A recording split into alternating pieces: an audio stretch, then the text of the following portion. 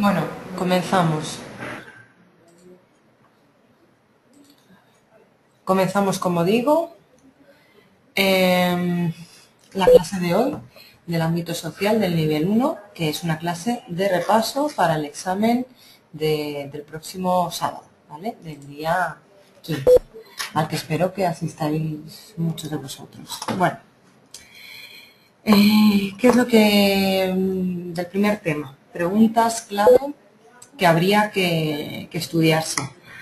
Probablemente las preguntas referidas al primer tema sean preguntas tipo test, ¿vale? Entonces tenemos que ser muy concisos. Recordamos que, en primer lugar, que la prehistoria se divide en dos etapas: el neolítico, perdón, el paleolítico y el neolítico. A esta segunda etapa, el neolítico, se le conoce como periodo de la piedra pulimentada, ¿vale? Es en el momento en el que se empezó a trabajar de una forma más elaborada la piedra y se empezaron a utilizar herramientas y demás hechas con este material, ¿vale? Entonces, como digo, dos etapas, dos periodos: el paleolítico y el neolítico, conocido como piedra pulimentada, ¿vale? El mesolítico, bueno, lo único que tenemos que saber del mesolítico es que es un periodo intermedio entre estas dos grandes etapas, vuelvo a repetir, el paleolítico y el mesolítico, el neolítico, perdón. Bueno, hay distintas tesis evolucionistas. Las dos que os vienen en vuestro temario son las de Lamarck y las de Darwin. Bueno, como importante, pues recordar que la hipótesis de Lamarck sobre la evolución se basaba en el uso o falta de uno de los órganos, ¿vale? Y la tesis de Darwin, por otro lado, se basa en la selección natural, ¿vale? Vuelvo a repetir: la hipótesis de Lamarck, el uso o falta de uno de los órganos, y la de Darwin en la selección natural. Otro concepto importante de este tema, el concepto de hominización. ¿Qué quiere decir este término? Bueno, pues es cómo el hombre evoluciona hasta llegar a ser lo que es ahora, ¿no? Bueno, pues ¿qué factores han facilitado, hicieron posible esta hominización? Pues en primer lugar, el bipedismo, ¿vale? El hecho de que el hombre pasara de caminar sobre sus cuatro patas a caminar sobre las dos patas traseras, ¿vale? Y, por lo tanto, a caminar de manera incorporada. El pulgar oponible es otra de las características, otro de los factores importantes de la hominización, pero el paso fundamental, el factor fundamental de la hominización fue el paso del empleo de herramientas a su fabricación y uso regular. Por otro lado, tenemos que recordar, no haría falta recordar todos los homínidos que existieron hasta llegar al Homo sapiens sapiens, pero sí conviene que sepamos que el primer homínido del que se tiene constancia es el Australopithecus afarensis, ¿vale? Cuyo resto más conocido es el de la hembra Lucy. Pero bueno, lo importante es que nos quedemos con el nombre de Australopithecus. Bueno, de este tema, pues no haría falta que profundizásemos mucho más en el estudio, ¿vale? Estos son los conceptos más importantes. Bueno, sí, una cosita, hablar un poco de la edad de los metales, ¿vale? Que sería el tránsito después del neolítico, ¿vale? Una etapa después del neolítico. Se divide a su vez en varias etapas: la edad de cobre, la edad del bronce y, por último, la edad del hierro. Esto, pues que lo sepáis, ¿no? La edad de los metales se divide en estos tres periodos: cobre, bronce y hierro. Del arte prehistórico me gustaría comentar un par de cosas. Una sobre el arte mobiliar. ¿Qué es lo que significaba este arte mobiliar? Pues eran grabados relieves y pequeñas esculturas que estaban hechas de piedra, hueso o marfil. Estas pequeñas figuras con abultadas formas femeninas, eran de formas femeninas, tenían un significado maternal. Es un culto a la fecundidad y por extensión a la diosa madre, la tierra. Por ello se les conoce como geas. No, ¿por qué se les conoce como arte mobiliar? No porque haga referencia a los muebles, ni mucho menos, sino porque se puede mover, ¿vale? Eran, como digo, piezas sueltas y se podían transportar, por eso se les llamaba, se les denomina arte mobiliar. Y luego tenemos otra de las características, otra de los tipos de arte prehistórico es el arte rupestre, que son los grabados y las pinturas que se realizaban en el interior de las cuevas o en las paredes de abrigos al aire libre, utilizando los relieves de las rocas para conseguir volumen también, ¿vale? Se utiliza la policromía en este arte, colores negro, rojo, ocre y blanco. Y se representan figuras animales y humanas en su mayoría, bueno, pues escenas de caza, etc. Las principales manifestaciones de este arte se encuentran en el Perigord francés y en la península ibérica en la zona cantábrica, las cuevas de Altamira, y también en la zona del Levante, en la Cova d'Or. Bueno, de aquí de este tema no habría que detenernos en más. Vamos a pasar al tema 2, que era sobre las civilizaciones urbanas, Egipto y Mesopotamia. De Egipto, bueno, ¿qué es lo más importante que tenemos que recordar? Bueno, que se dividía en dos zonas, el Alto Egipto y el Bajo Egipto, y luego se unificaron, que la base de la economía egipcia se basaba en la agricultura y lo más importante de este tema que suele caer siempre en el examen, cómo se organizaba y se jerarquizaba la sociedad en Egipto. Se organizaba y estaba jerarquizada de forma piramidal, de tal forma que en la cúspide se encontraba el faraón, que ostentaba el poder, un poder absoluto y divino. Era un sistema de teocracia, ¿vale? Es decir, el poder era divino y ese faraón es el representante de la divinidad en la tierra. Debajo de la cúspide se encontraban los sacerdotes y los nobles, que eran la clase dirigente. Por debajo los escribas, la clase intelectual.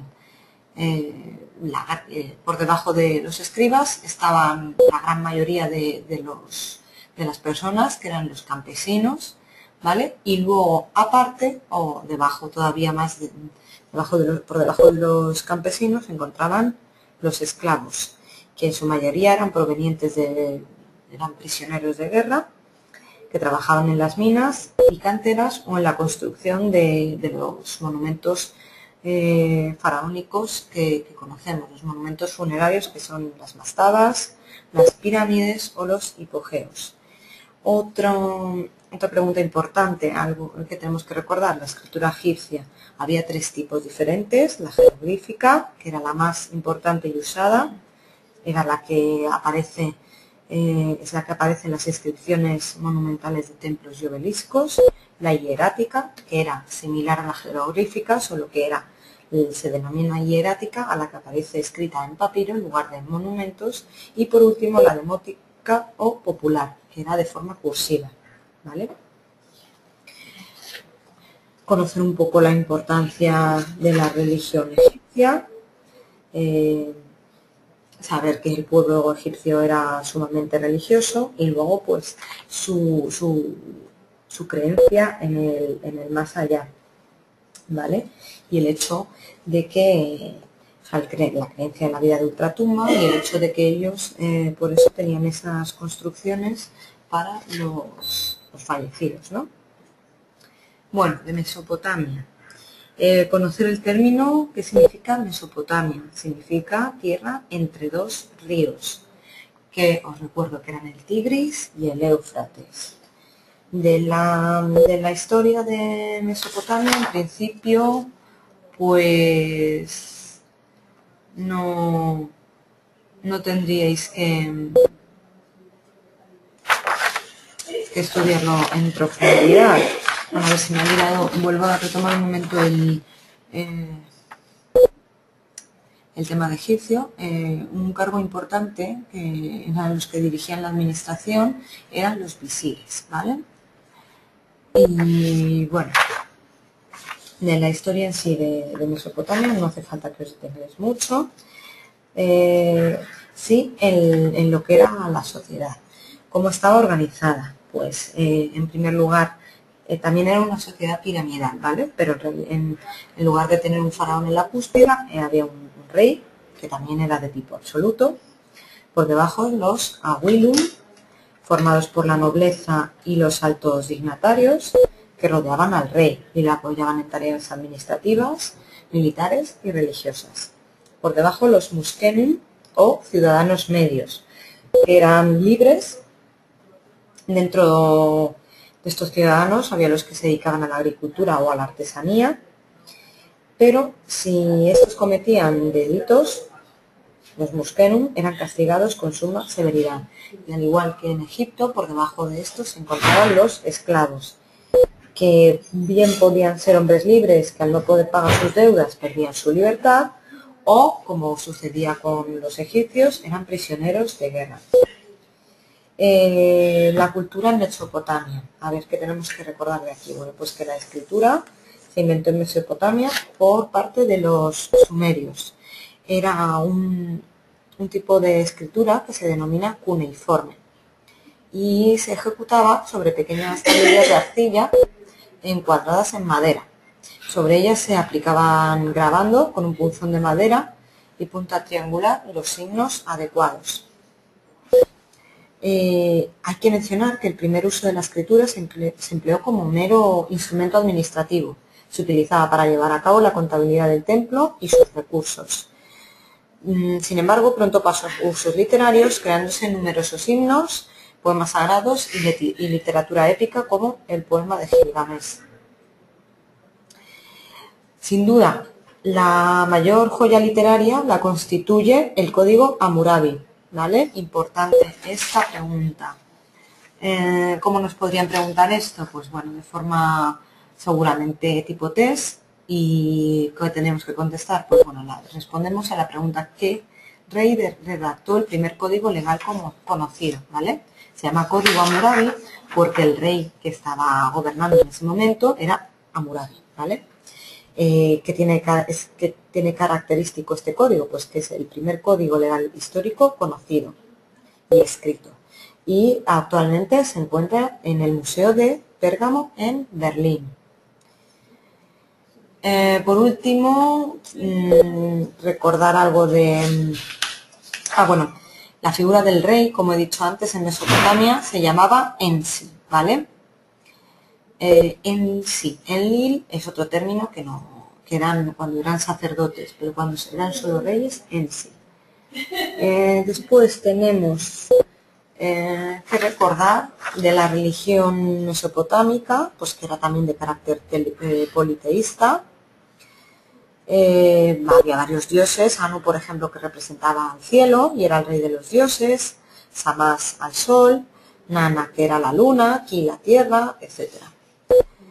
Para tener contentos a los dioses, lo que hacían era crear templos de culto destinados al mismo, a tener contentos a los dioses.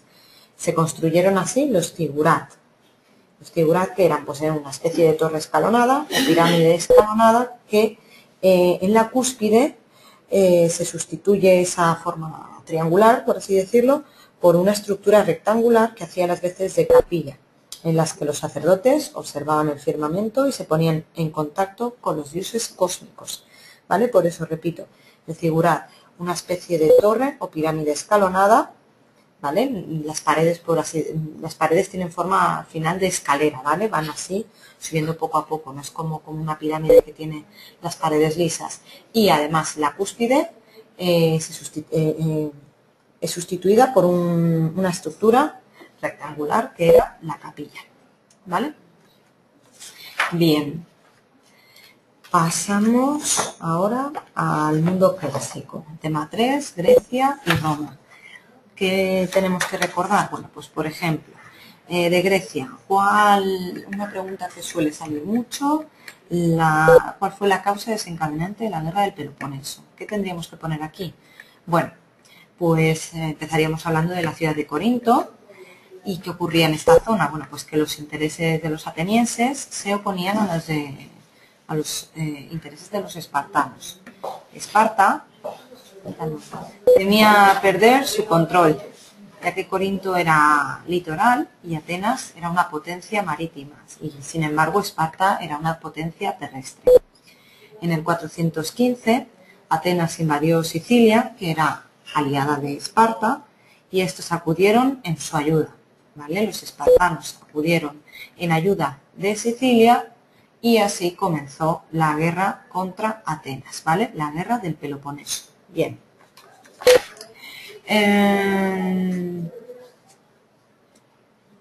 Importante también, muy importante de Grecia. Bueno, pues la religión y la cultura griega es algo muy, muy importante porque ha llegado hasta nosotros. La religión griega pues se basaba en las necesidades más humildes y constantes de toda vida individual. Por un lado, la felicidad material en este mundo y por otro, la esperanza de la supervivencia, de un mundo después de la muerte terrenal. Los principales dioses eran antropomorfos, que significa esta palabra. Morfo es forma y antro viene de humano. Entonces sería dioses con forma humana. Y representaban a la naturaleza, por lo general. Otro tipo de virtudes. Lo único que los diferenciaba de los humanos era su inmortalidad y la omnipotencia, es decir, el poder, ¿vale? Poder en cualquier lugar. Aunque fueran una religión panhelénica, o sea, que se desarrollaba por toda la zona griega, cada polis es cierto que tenía su dios o diosa protectora, ¿vale? Así, por ejemplo, Atenea era la diosa protectora de Atenas. Bueno, convendría recordar algunos de los dioses más importantes, pues por ejemplo, Zeus, que era el rey de los dioses y dios del cielo, el principal, ¿vale? Por así decirlo, el jefe de todos los dioses. Poseidón, el dios del mar, Hades, el dios del mundo subterráneo, del mundo de ultratumba, Atenea, como he dicho, la diosa protectora de Atenas, que era la diosa de la sabiduría, Ares, el dios de la guerra, Afrodita, la diosa del amor, Apolo, el dios de la luz y de las artes, Hermes, dios del comercio y mensajero de los dioses, Hera, esposa de Zeus, diosa de los dioses, ¿vale? Porque era como digo, la esposa de Zeus. Zeus era el rey de los dioses, pues Hera, como esposa que era de Zeus, pues era la reina de los dioses, o la diosa de los dioses. Artemisa, la diosa de la caza, Dionisos, el dios del vino.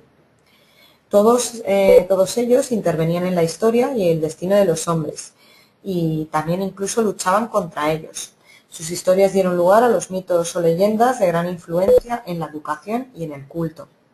Además del trato a los dioses, se practicaba también el culto a los héroes, que eran mitad dioses y mitad hombres.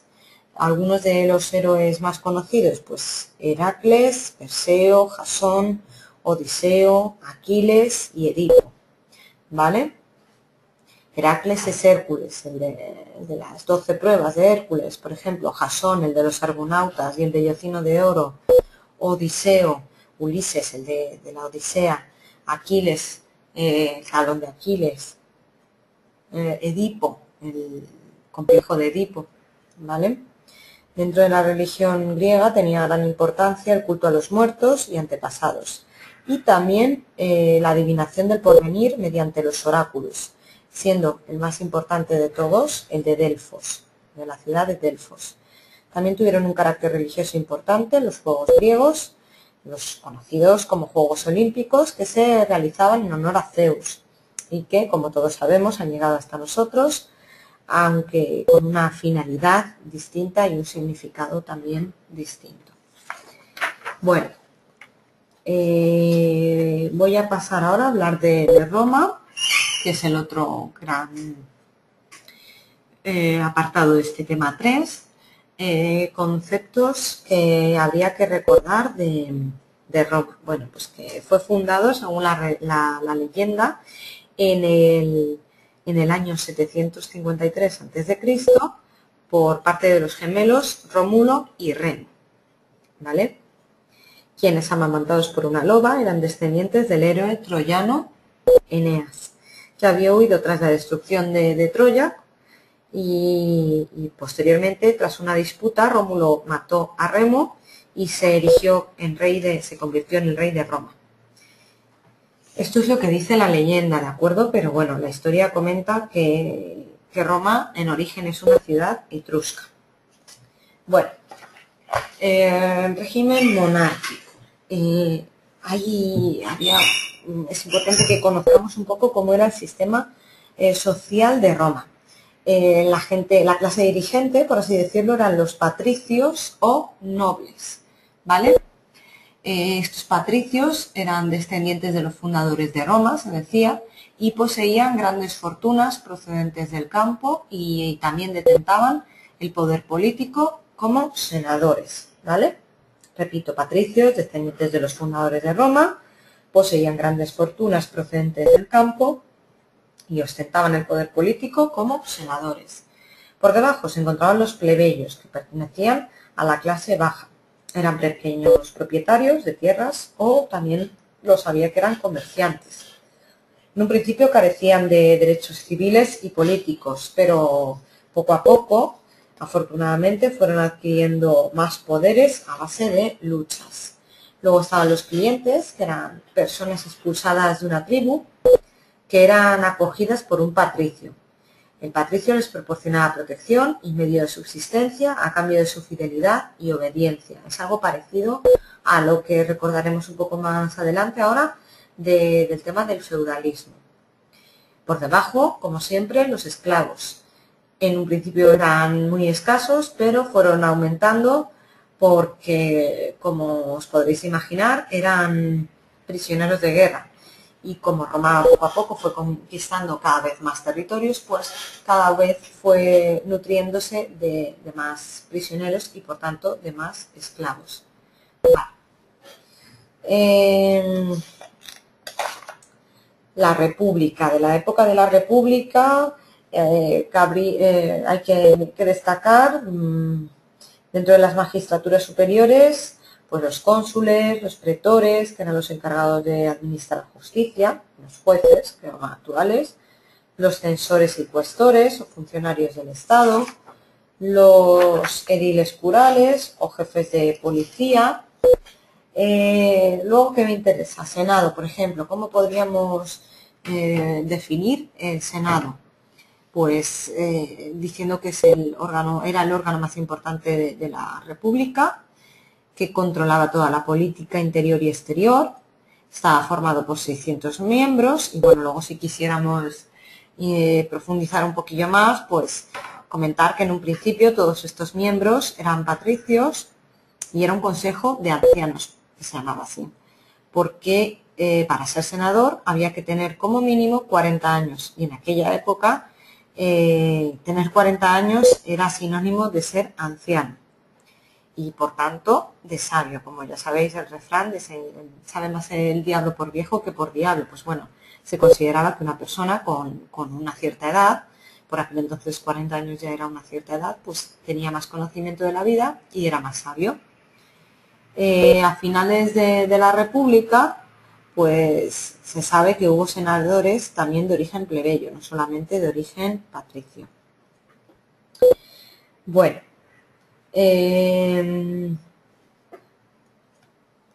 me interesa también que conozcáis otro concepto, que es el de triunvirato.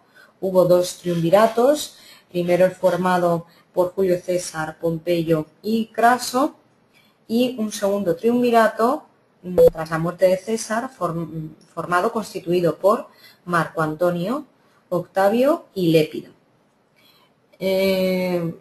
Como podéis deducir, triunvirato significa un triunvirato es un sistema de gobierno formado por 3 personas, ¿vale? Si tuviésemos que definir triunvirato, diríamos esto, sistema de gobierno formado por 3 personas. Bueno, y por último, recordar un concepto muy importante también, que es el concepto de romanización. ¿Cómo podríamos definir este término tan amplio? Bueno, pues podríamos decir que es el proceso por el cual las tierras y los hombres conquistados por Roma quedaron dentro de su cultura en un proceso de asimilación y de uniformidad. Sin duda alguna, la clave de este proceso fue el latín, que era la única lengua empleada de forma oficial. Por eso todos los territorios ocupados o prácticamente todos los territorios ocupados por los romanos tienen lenguas actualmente que derivan del latín, ¿vale? Por ejemplo, el castellano, catalán, italiano, rumano, francés, portugués, etcétera, ¿vale? Todos los idiomas latinos, por así decirlo. Destacan, pues yo que sé, podríamos destacar a varios autores, como puede ser Virgilio, Ovidio, Séneca. También señalar que la religión romana era una mezcla de todas las que podía haber en tan grande imperio, ¿vale? Zeus, que era el dios griego, el rey de los dioses, se convierte en Júpiter, es el mismo dios, solo que con nombre distinto. Afrodita pasa a llamarse Venus, Atenea Minerva y Dioniso Paco. Habría otros ejemplos, por ejemplo, Ares pasa a llamarse Marte, Hermes Mercurio, ¿cuáles más habíamos dicho? Habíamos hablado de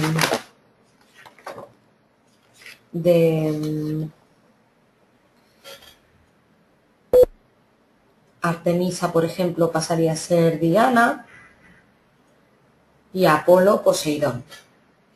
Y Afrodita Venus, como he dicho, sí. Bueno, pues de este tema ya creo que podríamos darlo por concluido. Pasamos al tema 4, que es el de la sociedad medieval.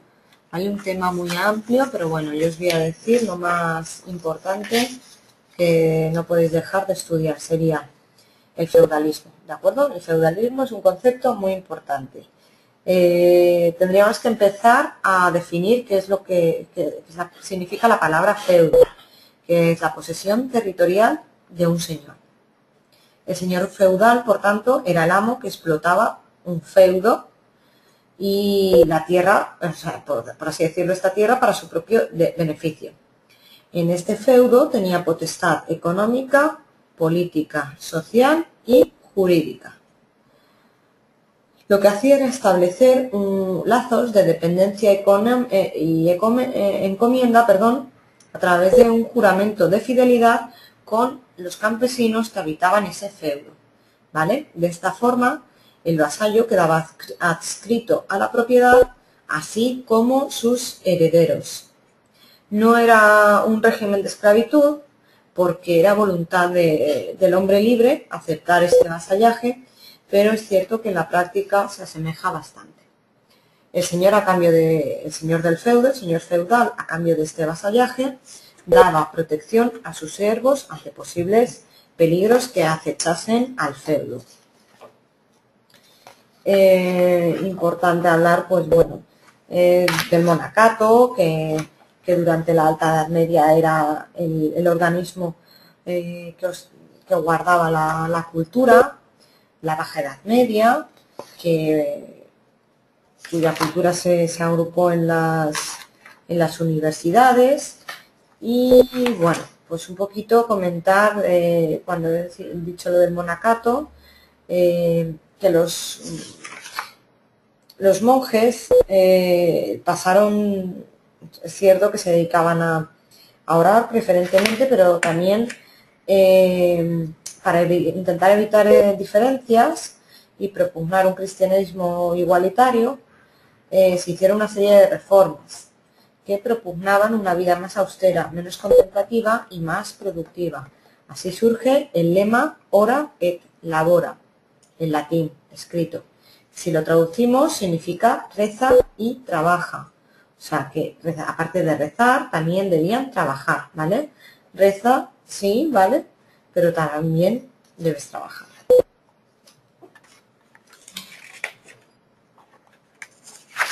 Del tema del Islam en la península, en España, pues bueno, no, en Al-Ándalus, conocer pues que llegan en el 711 y son expulsados definitivamente por los reyes católicos en el año 1492, ¿vale? Cuando se acaba con el reino de Granada. Y bueno, pues luego ya pasaríamos a la Edad Moderna, y de la Edad Moderna pues sobre todo me interesa que conozcáis un poco, bueno, del descubrimiento de América y su colonización, estaría bien, y del reinado de Felipe II. Y una de las preguntas que suelen caer es cuáles fueron los problemas de Felipe II en política exterior. Normalmente, siempre que ha caído esta pregunta, nos piden que enumeremos los problemas, que queden bien claritos, ¿vale? Y que los expliquemos, así como vienen, por ejemplo, en el libro. ¿Cuáles eran estos problemas en política exterior? Bueno, pues en primer lugar las guerras con Francia, continuadas por el hijo de Francisco I. Felipe II invadió Francia y la venció en la batalla de San Quintín en el año 1556. No sería tan importante que lo supieses, pero sí que Felipe II venció a Francia en la batalla de San Quintín.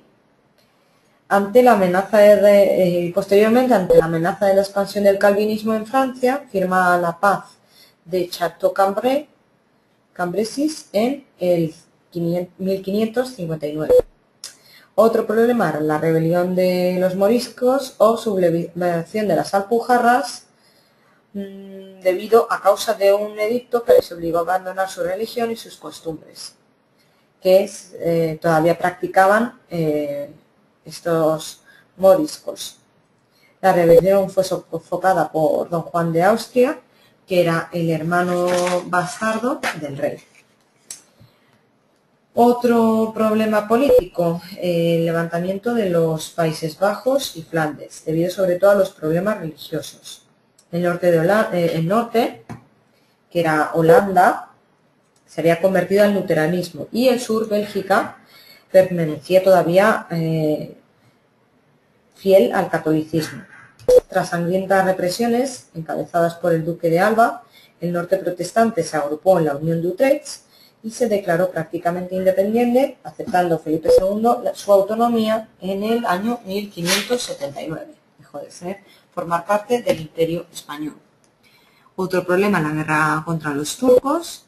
Las tropas de Solimán el Magnífico amenazaron el norte de África y el Mediterráneo, por lo que se creó la Liga Santa entre el Imperio Español y las pujantes repúblicas italianas, tales como Florencia, Génova, Milán y Venecia, venciendo a los turcos en la batalla de Lepanto en el año 1571, bajo el mando también de don Juan de Austria.